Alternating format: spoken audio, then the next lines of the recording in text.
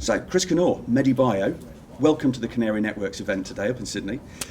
Tell me a little bit about the business. You're listed, as I understand, on ASX, and your ticker symbol is? MEB. Correct, yeah, I knew that as well. No. So tell me a bit about what gets you excited about the business you're in, and also what is the business that you're in? Yeah, so look, what we're doing is we're going to commercialise the first objective test for mental health, so as opposed to the traditional pen and paper test. And look, it's not just the fact there's an opportunity for shareholders to make money. We'll actually genuinely help people, we'll help sufferers with depression and their families. So we can change the way that depression is diagnosed. So depression, clearly a big issue in society now.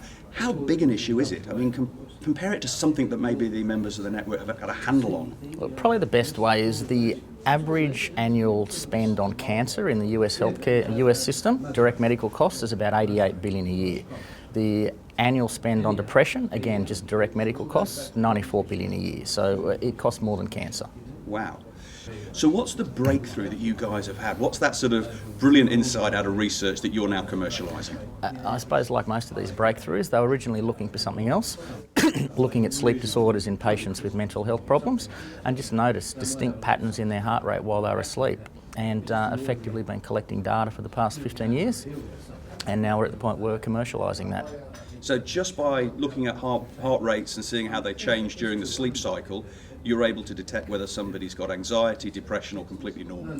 Yes, we are. I mean, it's not that simple. These are machine learning algorithms. There's a big natural variation, so data's the key. But effectively, we're looking at the heart rate during the sleep period where there's no other influences. So it seems like a really simple idea. I'm sure there's some really sophisticated IP that's sitting behind it that's defensible for you as a business to go and be able to commercialise it. Oh, look, we've got the only patents that cover this. We've got method patents covering the use of 24-hour heart rate for depression.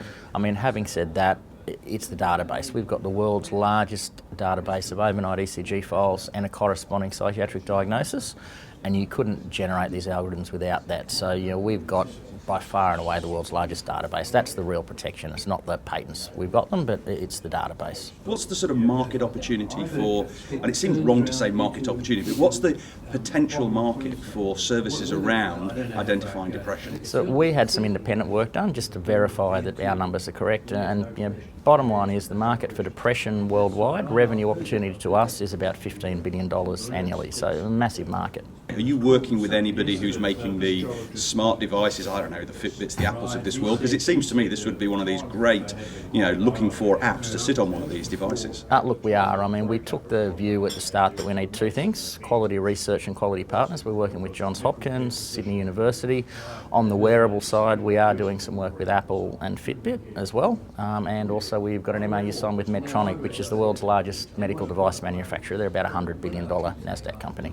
And whereabouts are you in that sort of process now from being able to say we've got a great idea that's come out of research, we know we've got a big database, but when does it become something you can sensibly take to market as a service for individuals, for doctors, etc.? Okay, so on the medical side, we will have our FDA submission lodged by the end of 2017, and we'll probably have our CE mark submission lodged a good 6 months sooner than that.